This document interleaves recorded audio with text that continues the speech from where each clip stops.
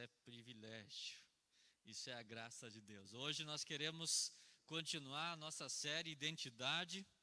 Eu já vou falar o texto para nós abrir. Quero relembrar um pouco daquilo que nós falamos semana passada. Não é novidade que o mundo está do jeito que está, aonde as pessoas acreditam mais em suposições do que na palavra de Deus, onde as pessoas adotam cada vez mais as suas próprias verdades fundamentadas em achismos. Isso é fato que o mundo em algum momento perdeu a sua identidade. O ser humano em algum momento se desfez da rota, ou saiu da rota que Deus tinha e tem para cada um de nós. E quando o ser humano perde a identidade, ele perde tudo. Porque se a pessoa não sabe quem é, ela não sabe para onde ela vai. Ela não sabe o que motiva ela a levantar cedo, o que motiva ela a trabalhar, a estudar. Vimos na semana passada a triste história que está lá em Juízes 2, do versículo 1 ao 10 que nós lemos. Eu só vou ler o versículo 10, que diz assim: depois que toda aquela geração foi reunida aos seus antepassados, surgiu uma nova geração que não conhecia o Senhor e o que ele havia feito por Israel. Você consegue imaginar o que significa uma pessoa, uma nação, uma geração não conhecer o próprio Deus? Isso não tem prejuízo maior para a humanidade. Não tem prejuízo maior do que o fato da pessoa não conhecer a Deus. Aquela geração não conhecia o Deus que tirou os seus avós, os seus pais do Egito. Não conheciam aquele que havia feito prodígios, sinais e maravilhas, aquele que havia secado o mar para o seu povo passar. Eles não haviam conhecido. Aquela geração desperdiçou a única chance de dar certo na vida. Você sabe qual é a única chance que o ser humano tem de dar certo? Não é ficando milionário, não é achando uma mina de ouro, não é trabalhando em 2, 3 empregos. É conhecer a Deus e viver a palavra de Deus, fazer parte do reino de Deus. A única chance do ser humano dar certo. O próprio Jesus disse: de que adianta o homem ganhar o mundo inteiro e perder o bem mais precioso, a sua alma, a sua alma. Quando nós olhamos para a Bíblia, nós olhamos que Deus tinha e tem um plano perfeito. Deus criou o mundo, criou todas as coisas. Quando estava tudo pronto, colocou o homem, criou a família para que esse homem se relacionasse com ele e com o próximo. Em algum momento, o homem saiu fora desse trilho.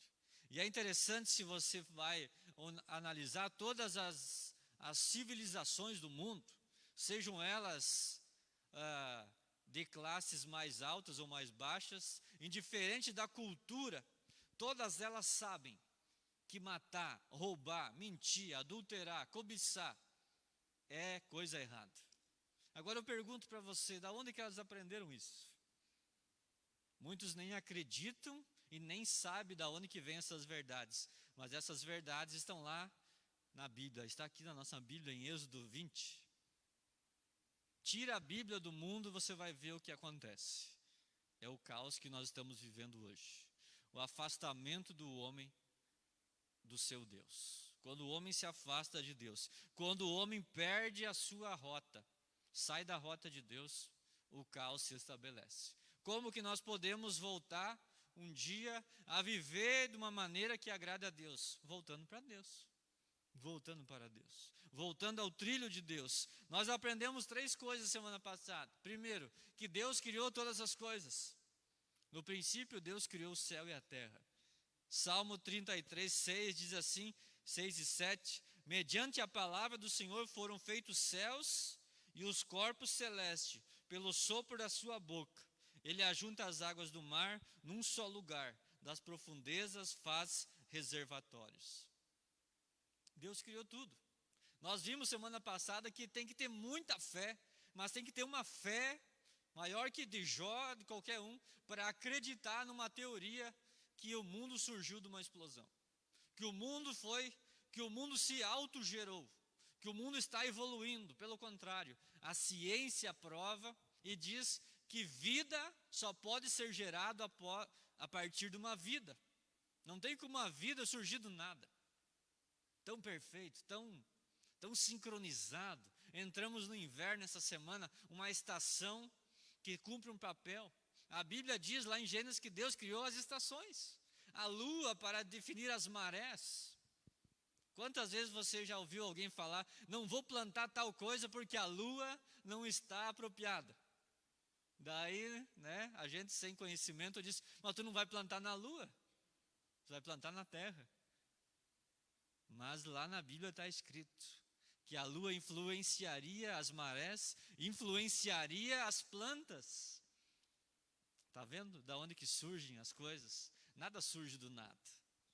Tudo tem um propósito. Nós aprendemos também que Deus não só criou as coisas e largou o mundo, agora vocês se virem. Eu criei tudo e vou deixar do jeito que está. Nós aprendemos que Deus, Ele se manifesta. Deus é um Deus que provê. O Salmo 104, 14, 5 diz, o Senhor faz crescer o pasto para o gado e as plantas que o homem cultiva, para da terra tirar o alimento, o vinho que alegra o coração do homem, o azeite que faz-lhe brilhar o rosto, e o pão que sustenta o seu vigor. Deus sustenta todas as coisas. Fato é que nós temos trabalho, saúde, fato é que às vezes nós não sabemos como resolver as coisas. Oramos a Deus. Daqui a pouco as coisas começam a tomar um outro rumo. Daqui a pouco uma porta se abre, daqui a pouco outra coisa se fecha. Não é Deus se manifestando, não é Deus se movendo. Deus se move. E nós aprendemos também a terceira coisa, eu creio que a mais importante de todas, que Deus não só criou com a sua palavra, não só se manifesta na criação, mas que antes da fundação do mundo, preparou um lugar para nós, preparou a redenção, preparou a salvação. Efésios 1, 4 e 5 diz, porque Deus nos escolheu nele antes da criação do mundo, para sermos santos e irrepreensíveis em sua presença. Em amor nos predestinou para sermos adotados como filhos por meio de Jesus Cristo, conforme o bom propósito da sua vontade. 3 coisas muito importantes. A salvação não é uma parceria nossa com Jesus. Jesus, você morre na cruz e nós te aceitamos. Não. A salvação é uma obra exclusiva de Deus. E não é por mérito nosso. Não é porque nós estamos aqui e você que está nos assistindo, está na sua casa, que nós merecemos ser salvos. É graça, favor imerecido. Porque a Bíblia diz que nós estávamos perdidos e fomos achados. Nós estávamos separados e fomos juntados.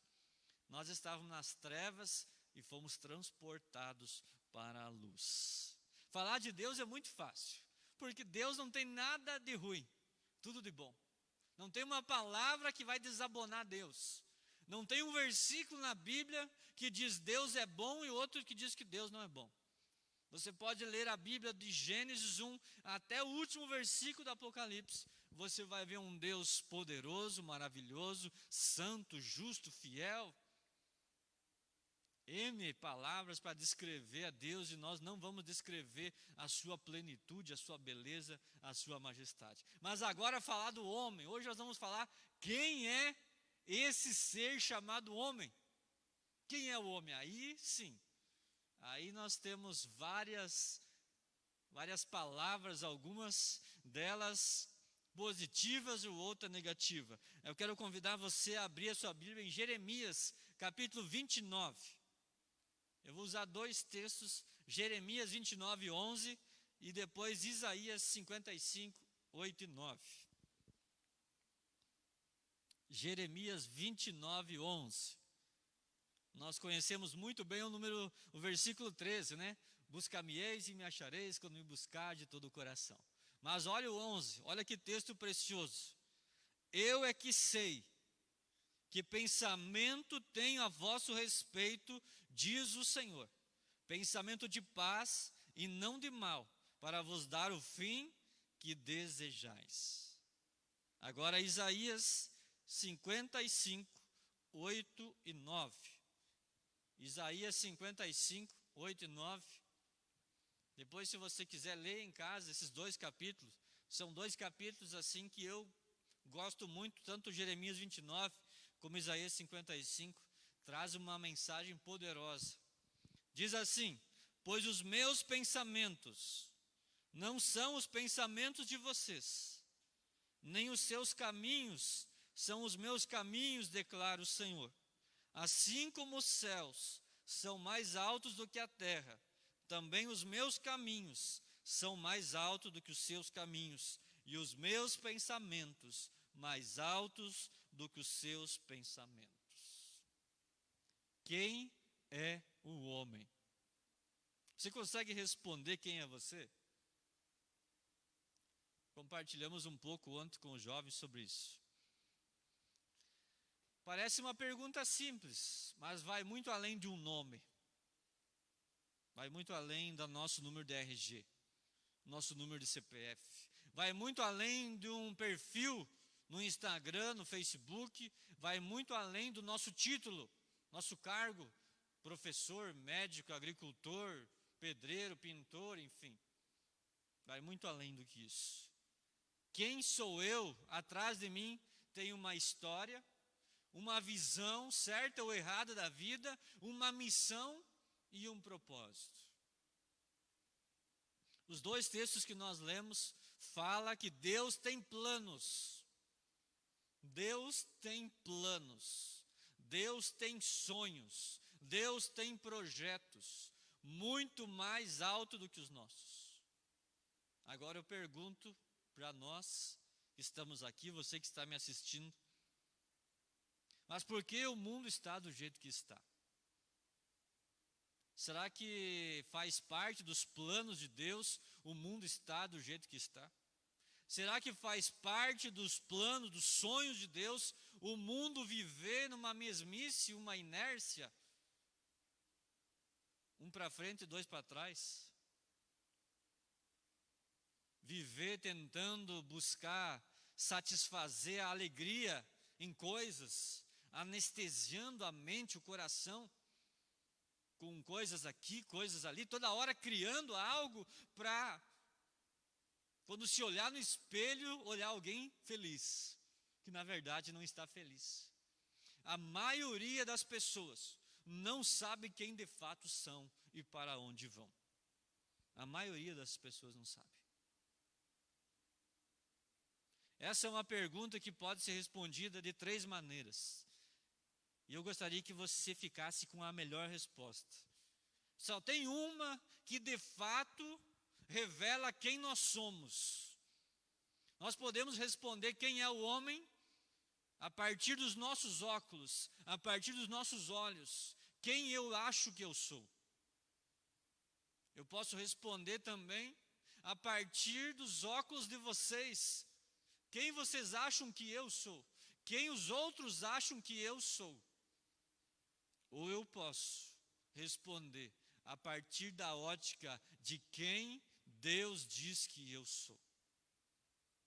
3 maneiras, 3 referências, 3 óculos.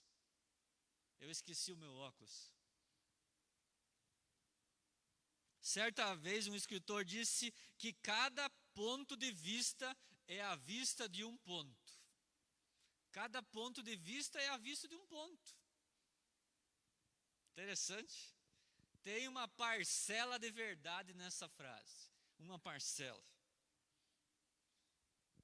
Quando nós conseguimos olhar alguma coisa, de um ângulo nós falamos ali, eu estou vendo um relógio. Ele é branco, ele é preto. Eu não estou vendo o que está atrás, eu estou olhando ele de um ponto de vista. Eu não estou conseguindo enxergar todo ele. O melhor ângulo que se pode ver alguma coisa é de cima. Porque se nós olhar daqui, vai ter um ponto cego que eu não vou enxergar. Se eu olhar daqui, mas se eu olhar de cima, se eu conseguir uma visão que eu enxergue plenamente, eu vou poder me isentar dos pontos cegos. O que eu estou querendo dizer? é que a referência que nós usamos para olhar a nós mesmos vai influenciar diretamente em quem nós somos, em como nós vivemos, como nós agimos, o que nós comemos, o que nós assistimos, o que nós escutamos, como nos movemos. Caso a referência esteja certa, nós vamos olhar nossa identidade, de fato, quem nós somos. Porém, se a referência estiver errada, nós vamos ter uma imagem distorcida, embaçada daquilo que nós somos. Porque as referências, elas fundamentam as nossas bases, a nossa forma de enxergar o mundo, a nossa forma de ver o nosso trabalho, a nossa forma de ver aquilo que temos. Como se nós pegássemos um óculos e olhasse de uma cor, pegasse outro óculos, olhasse de outra cor, mais longe, mais perto. As nossas referências, elas vão fundamentar os nossos valores. E os nossos valores vão fundamentar os nossos pensamentos. Não é em vão que o apóstolo Paulo diz que a mudança começa no pensamento. Quando eu começo a mudar os pensamentos, eu vou mudar a minha referência. Mudando a minha referência, eu vou mudar os meus valores, os meus princípios. Então eu quero falar nessa noite sobre essas três coisas.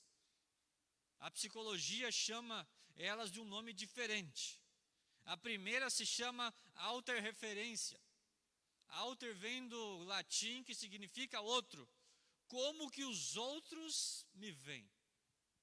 Infelizmente, a maioria das pessoas usa essa referência para construir a sua vida. Com certeza você conhece alguém, se não foi você ou se não é você, que fez algum curso, tem uma profissão, porque o pai queria que você fizesse.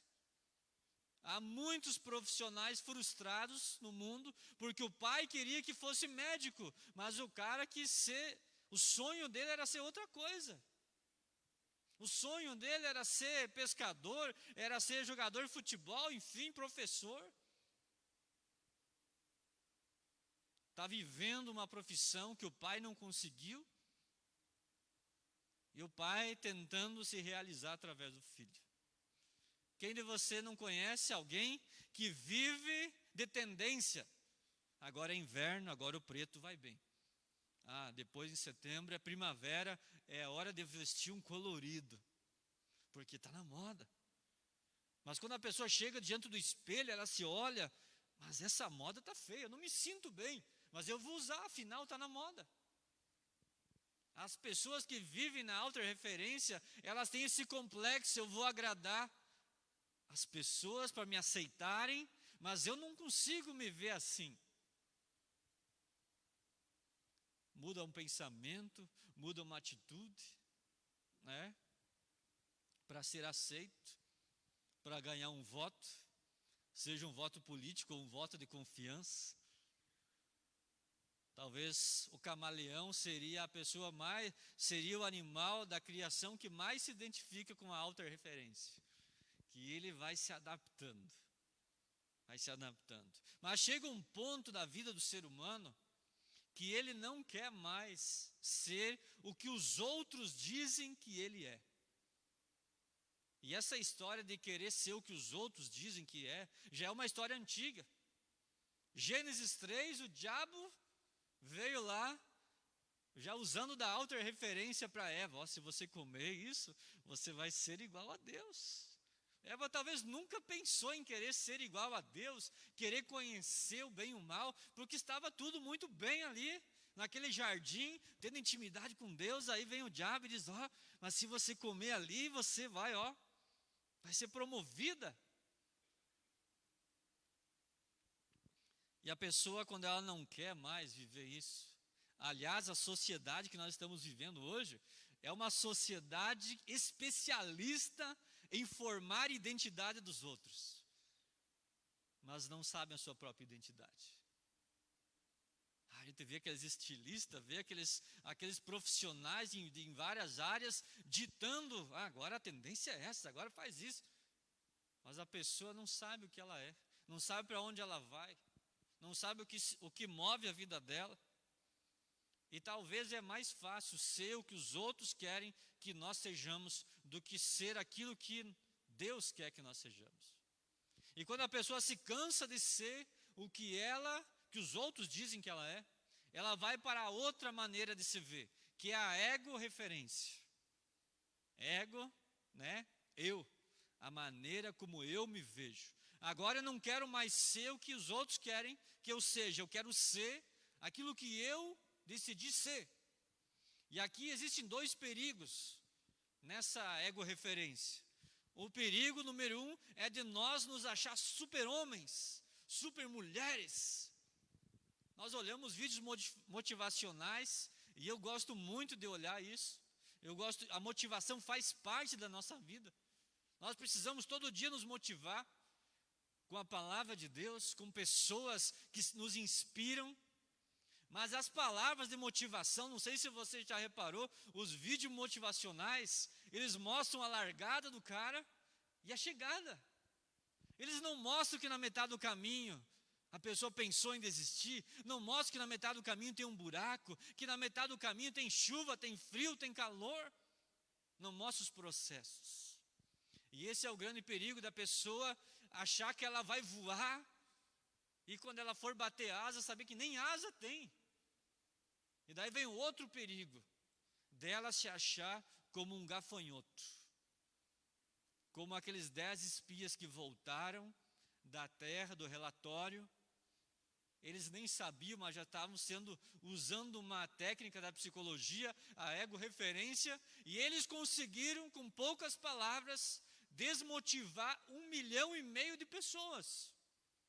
Porque nós somos como gafanhotos. Aí entra as crenças limitantes. Eu não posso, eu não consigo, a vida é sofrida, é assim mesmo, é uma desgraça mesmo, não vai dar certo, é sempre assim. Esse é o perigo da ego-referência. Esses são os dois riscos. E não é em vão que muitas pessoas entram em depressão, em crise, querem tirar sua vida, porque uma hora eles são super-homem, outra hora são homem-formiga, homem-gafanhoto. Uma hora estão voando como águia, outra hora estão de arrasto como uma lesma. A ego-referência. Mas existe a melhor parte. Essa você tem que agarrar. Essa nós temos que agarrar. É a tel-referência. Como o Tel, o Deus Todo-Poderoso nos vê. Como Ele nos vê. Essa é a nossa identidade. Uma hora nós estamos aqui usando máscaras, eu não estou porque senão não vou conseguir falar. Mas o ser humano vive de máscara. Uma hora ele usa a máscara do pai, aí ele é pai. Outra hora ele usa a máscara do profissional, ele é um profissional. Outra hora usa a máscara da mãe, usa a máscara da dona de casa, usa a máscara do patrão. Mas Deus nos vê sem máscara. Se você conseguir se enxergar sem máscara, você vai já estar na eternidade. Porque na terra nós não conseguimos, dificilmente. Porque sempre nós vemos, eu estou me vendo, estou vendo lá, eu sou um profissional. Deus nos vê sem máscaras. E quando Ele nos olha sem máscaras, aí nós temos a nossa real identidade. Gênesis 1, 26 e 27. Façamos o homem à nossa imagem, conforme a nossa semelhança. Domine ele sobre os peixes do mar, sobre as aves do céu, sobre os animais grandes de toda a terra e sobre todos os pequenos animais que se movem rente ao chão. Criou Deus o homem, a sua imagem, e imagem de Deus o criou. Homem e mulher os criou. 1 Pedro 2,9. Vocês, porém, são geração eleita, sacerdócio real, nação santa, povo exclusivo de Deus, para anunciar as grandezas daquele que os chamou das trevas para a sua maravilhosa luz. E tantos outros textos, como 1 Coríntios, 2 Coríntios 5, que diz que nós somos embaixadores de Deus, que nós somos agentes da reconciliação de Deus. Essa é a nossa identidade. Você já imaginou quando todas as pessoas viverem a identidade, de fato quem elas são? Eu tenho certeza que a nossa sombra ia curar pessoas, assim como Pedro, porque Pedro entendeu que ele era a geração eleita, que o Espírito Santo estava nele, que ele tinha recebido de Jesus Cristo a maior e mais poderosa procuração. Sabe qual a procuração que Jesus deu? João 14, 12. Digo a verdade, aquele que crê em mim fará também as obras que eu tenho realizado, fará coisas ainda maiores do que estas, porque eu estou indo para o Pai. Quando nós, igreja do Senhor, entendermos a identidade que temos, quem habita em nós, em nome de quem nós estamos indo. Quando você e eu fizemos uma procuração, nós tomamos todo o cuidado de botar naquela procuração realmente aquilo que é necessário, para que aquela pessoa não faça qualquer besteira em nosso nome. Jesus deu uma procuração para nós, em meu nome vocês farão. Está aqui, a procuração. Vocês vão curar, vocês vão libertar, vocês vão abraçar, vocês vão levar aqueles que estão nas trevas para a luz. Essa é a identidade, a nossa identidade, a minha identidade, a tua identidade. Nossa identidade não é um número, não é um nome, não é uma imagem, não é um cargo. A nossa identidade vem do Pai, da onde nós viemos. Somos embaixadores. Estamos assumindo a embaixada do céu aqui na terra. E Jesus Cristo está voltando. E aí nós vamos para casa de verdade. Aí nós vamos para casa de verdade. Vamos sentar na nossa mesa de verdade. E se alimentar do banquete da graça. Nós não somos aquilo que os outros dizem que nós somos. Nós não somos aquilo que o nosso cargo diz que nós somos, que o nosso salário diz que nós temos, que as pessoas, nós não somos aquilo que nós achamos que nós somos. Aliás, a Bíblia está cheia de pessoas que viviam uma vida que os outros achavam que era a vida que elas deveriam viver. Eu vou citar só duas. Lá em Lucas 8, o nosso irmão gadareno, irmão porque ele aceitou Jesus. As pessoas olhavam para ele e o cara era um problema para a sociedade. O cara vivia acorrentado, nu, trazia muito problema. Jesus atravessa o lago, atravessa uma tempestade e vai lá, toca no homem, cura o homem, liberta o homem. E aquele homem então queria andar com Jesus. Jesus disse: não, você fica aqui.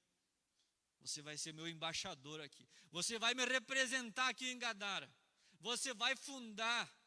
Você vai fazer discípulos aqui. Você vai ganhar pessoas para mim. Você vai falar do que eu fiz por você. Aos olhos do mundo ele era um estorvo. Aos olhos de Jesus, uma joia que precisava ser lapidada. Um agente de luz. A mulher samaritana, para alguns, ela era uma mulher que roubava maridos. 6 maridos e ainda não era o dela. Para Jesus, ela se tornou uma missionária naquele lugar. Jesus vai lá, oferece a água, supre a necessidade dela, rasga a identidade torcida dela e mostra a identidade certa. E ela então se torna uma grande missionária naquele lugar.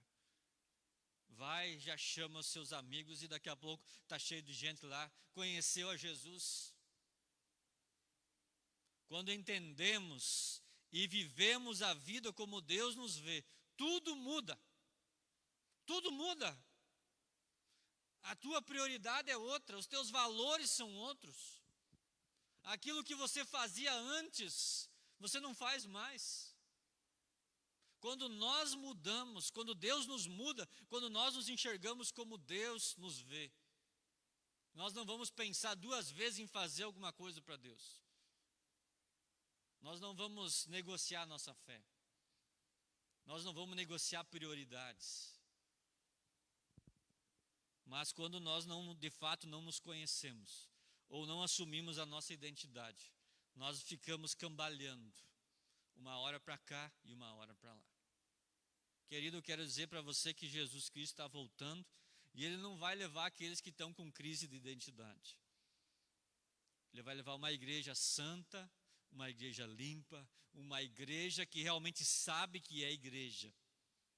Esse tempo que Deus providenciou, porque essa pandemia só está acontecendo porque Deus permitiu. Eu não acredito que Deus não é menor do que isso. Está acontecendo e vai cumprir um propósito. Porque a nossa vida de adoração não é aqui dentro. Se nós oramos só aqui dentro, se nós lemos a Bíblia só aqui dentro, se nós louvamos a Deus só aqui dentro, nós já estamos mortos há muito tempo.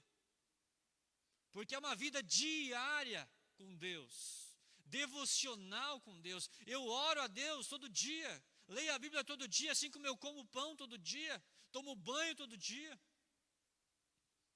Agora, se muitos estavam buscando a Deus de vez em quando aqui, só aqui, agora já estão como Lázaro, fedendo na tumba, mortos. Porque se a nossa casa não for o templo aonde nós adoramos a Deus, se em redor da nossa mesa não tem palavra de Deus, não tem oração, se os nossos filhos não ouvem o nosso vocabulário falar de Deus, do amor de Deus, aonde que eles vão ouvir? E se a igreja fechar, o resto da vida não vai ter mais, e daí? Todos nós vamos morrer? Isso é o fato que nós não conhecemos quem de fato somos. Você, irmão, irmã, talvez você que está me assistindo,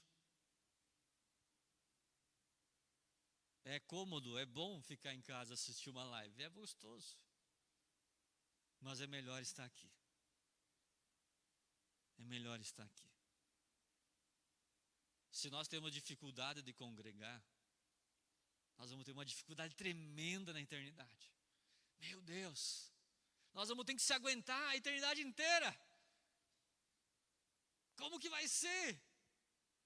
Se eu não aguento aquele irmão aqui, meia hora, agora é 1 hora, o culto é reduzido, já estou passando um pouquinho até. Mas eu não aguento. E lá na eternidade, como é que vai ser? Meu Deus, será que Deus vai nos separar, botar um... Não vai ter isolamento lá. Nós vamos estar tudo junto, bem juntinho. Aqui é o ensaio, quando nós entender a nossa identidade, nós vamos viver uma vida abundante, com lutas, claro que sim. Uma vida sem luta não é vida. Como que nós vamos experimentar Deus se nós não passamos por algumas dificuldades?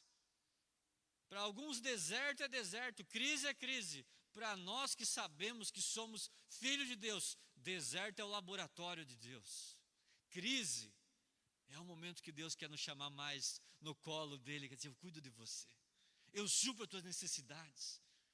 Não vai chover? Sim, aguenta um pouquinho mais, vai dar certo. Deus não promete satisfazer todos os nossos desejos, isso não está na Bíblia, mas Deus promete suprir em Cristo Jesus todas as nossas necessidades, todas. Muita gente, infelizmente, não conhece quem de fato é, e vive uma vida muito abaixo do esperado. Você e eu, aos olhos do Pai, nós somos um potencial tremendo. Não é qualquer um que dá uma procuração como Jesus deu, de nós poder, em nome dele, curar as pessoas, libertar as pessoas, oferecer o amor dele para outras pessoas. O nosso desafio nessa série, conhecendo a Deus, conhecendo quem nós somos, é alinhar o nosso coração com o coração do Pai.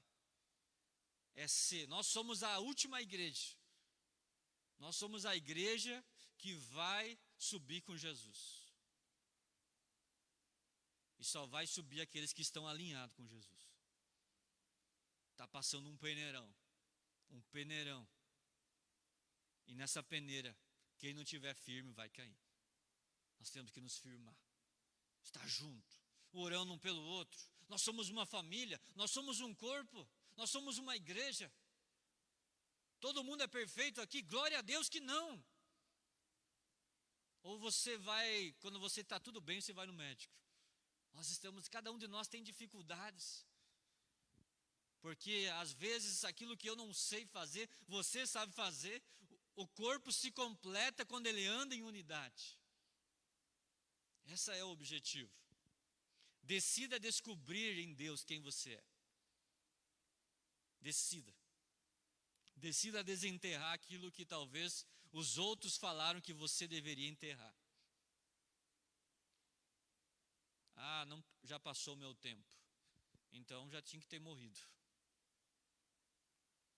Enquanto nós estamos vivos, ainda é tempo de fazer a obra de Deus. Só vai acabar o tempo quando o juiz apitar. E ele não apitou ainda. Ele apita e nós somos chamados. Vamos ficar de pé? Vamos orar? A vida só será de fato prazerosa quando a gente vive a identidade que Deus tem para nós. Aí sim, a vida vale a pena. A vida vale a pena viver quando nós vivemos a identidade certa. A identidade de filhos e filhas de Deus. De sacerdotes e sacerdotisas de Deus. De embaixadores de Cristo. Isso é uma bênção. Pai, obrigado, Senhor. Obrigado pela Tua palavra, que ela é tão simples e tão profunda ao mesmo tempo. Obrigado, Espírito Santo, porque o Senhor decidiu descer, conforme Jesus Cristo havia dito. Quando eu subir, Ele vai descer. Ele vai ensinar vocês todas as coisas. Ele vai lembrar vocês daquilo que eu ensinei. Obrigado, Espírito Santo, que o Senhor nos ensina, o Senhor ministra a nós. Obrigado, Espírito Santo, que mesmo muitas vezes nós não falando contigo como deveríamos falar e nos relacionar, o Senhor jamais desiste de nós. Nos ajuda, Espírito Santo, a entender a identidade que temos no Pai, no Deus vivo e todo-poderoso. Filhos e filhas de Deus. Nos ajuda a viver nesse último tempo, o tempo do fim, para que possamos fazer aquilo que o Senhor espera que nós façamos. Resplandecer a Tua glória. Agentes de salvação, para que o mundo saiba que há um Deus ainda vivo e poderoso, que atua no meio da sua igreja. Obrigado, Pai, por essa noite. Obrigado pelos Teus filhos que vieram aqui. Obrigado pelos Teus filhos que estão assistindo também, que não puderam vir. Acende em nós o fogo, Senhor. Acende em nós a chama. Acende em nós a identidade que desde antes do princípio o Senhor já tinha planejado e executado para cada um de nós. Que nós possamos viver nada mais e nada menos do que os Teus projetos, os Teus sonhos, os Teus planos, Pai. Pai, em nome de Jesus, alinha o nosso coração com o Teu coração. Tira todas as feridas, Pai. Todas as palavras que nos machucaram, todas as palavras malditas que tentaram de alguma forma embaçar a nossa identidade. Tentaram pintar um quadro que não é o Senhor quem diz. Nós rejeitamos isso em nome de Jesus. E declaramos que queremos viver em Cristo Jesus a identidade que nós temos em Ti, Pai. Obrigado, Senhor. Visita cada um, Pai. Visita os irmãos que estão em casa. Traga, Senhor, alegria, traga saúde, traga, Senhor, o Teu renovo, que a Tua igreja possa subir com vestes limpas, com um povo apaixonado por Ti, Pai, em nome de Jesus, amém, e glória a Deus. Que o amor de Deus Pai, a presença de Jesus Cristo, e as mais doces comunhões e consolações do Espírito Santo, seja sobre a tua vida, sobre a tua família, sobre o teu trabalho, sobre a nossa igreja, em nome de Jesus. Amém. E glória a Deus. Deus abençoe. Tenha uma excelente semana em nome de Jesus.